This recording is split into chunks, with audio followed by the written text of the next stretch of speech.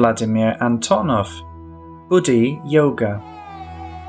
At special places of power like this one, it is very easy to understand what Buddhi is by having experienced oneself as a Buddhi.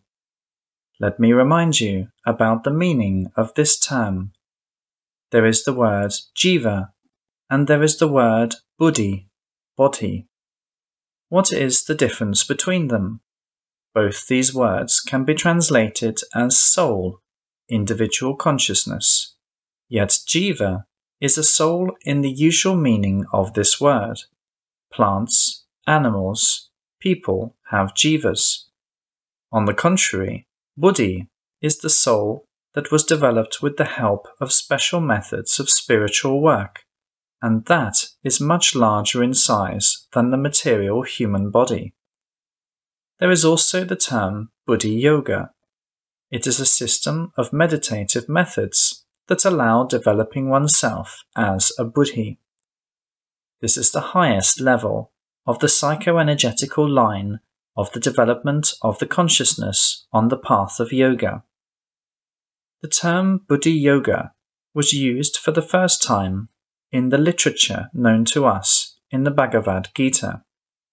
Krishna, among other things, said, "To them, always full of love, I give Buddhi Yoga, by means of which they attain me. Helping them, I dispel the darkness of ignorance from their Atmans by the radiance of knowledge." But the knowledge of this highest level existed on the earth always, in Atlantis, in ancient China, and in other countries, although it was not available for everyone. The information about this can be found in our book, Classics of Spiritual Philosophy and the Present. And who is a Buddha? These words, Buddhi and Buddha, have the same origin. A Buddha is a Buddhi developed to full perfection. How can one advance to the state of a Buddha with the help of the methods of Buddhi Yoga? And what does a Buddhi consist of? How can one grow it? The basis of Buddhi is the developed spiritual heart. It begins to grow either in favorable conditions of usual sattvic life, or with the help of special auxiliary methods of spiritual work, from the chest chakra anahata, and then it becomes much larger than the size of a material body. Everything valuable that was accumulated by us in other structures of the organism, that is, outside the chakra anahata, also becomes connected with the growing spiritual heart and flows into it. For this purpose, one uses special methods of Buddhi Yoga. The Buddhi formed in this way is also called Dharmakaya, the body of the path. It is important to remember that man is not a material body, but a soul, consciousness. The body is just a temporary container of a person, used to pass the current stage of human evolutionary development. So we can be either small souls or great souls, aspiring to the perfection.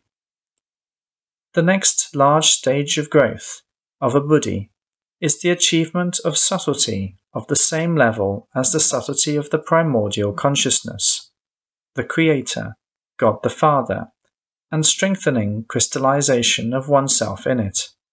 Such persons are called Mahatmas, Mahatmas, or Bodhisattvas, Bodhisattvas. The primordial consciousness can be seen as the most subtle, pure light. The qualities of Mahatmas Bodhisattvas are the same. This is why they are also called the enlightened, i.e., those who consist of the divine light. But in order to become a Buddha, such a person also has to learn to enter the state of mergence with the primordial consciousness, merging into it and dissolving himself or herself in it. This state is called nirvana, the state when the lower I of man is destroyed, completely burned. Therefore, the most important directions of Buddhi Yoga are A. Growth of the spiritual heart, B. Refinement of the consciousness, and C. Mastering the methods of merging with the primordial consciousness. Mastering these three directions of work in Buddhi Yoga ensures the ability to enter the state of nirvana. Unfortunately, some people misunderstand the term nirvana. For example, there is an opinion that nirvana implies full and ultimate disappearance of the individuality.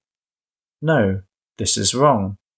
It is only the lower I dwelling in the head chakra ajna that disappears. Instead of it, one gains the higher I, the I of the primordial consciousness. And such a divine individuality can manifest itself again in the world of incarnate souls, as a divine teacher, a representative of the primordial consciousness. The above statement is confirmed most brightly by our conversations with the founder of Buddhism, Gautama Buddha, who did not disappear from existence. He can be seen, one can embrace him, communicate with him, and merge with him. Our conversations with him, by the way, are published in the book Classics of Spiritual Philosophy and the Present. What are the conditions and limitations of our advancement on the path to the perfection? And what are other, smaller steps on it that must be emphasized? We discussed this in detail in many of our books, in eco-psychology first of all, in articles, in films lectures. Therefore, now I am going only to mention them briefly. First, a person who wants to walk the spiritual path has to learn and accept the theory of spiritual development, including its basis, the ethics of relations with other people, with all living beings, and with God. It is also important to know about the goal of our spiritual efforts. This goal is God in the aspect of the primordial consciousness, the Creator. Therefore, one has to understand what God is and where one can find him. If there is no such understanding, then it results in what we can see in many sects and esoteric circles. Walking without advancing. Philip the Apostle, in his Gospel, compared this to an activity of a donkey rotating a millstone. The donkey walked in circles for the whole day, and when the evening came, it found itself in the same place. Another important thing that we need to understand is that many people, even very good ones, are not capable of comprehending what we discuss here. They are young souls, too young in their evolutionary development. It is too early for them to participate in a serious spiritual work. Let them grow now in a usual worldly activity. Let them aspire to enrich themselves with various useful kinds of knowledge. Help other people in everything good. Strive to avoid making even little harm to others. Also, let them develop the spiritual hearts. This cannot cause any harm to them. On the contrary, they can benefit from it a lot. No one can be harmed by the development of the spiritual heart, but the benefit might be great. The next stage, not suitable for everyone, is the use of the methods of Raja Yoga for cleansing and development of the main energy structures of the organism. Thanks to these efforts, one can, among other things, get rid of many chronic diseases.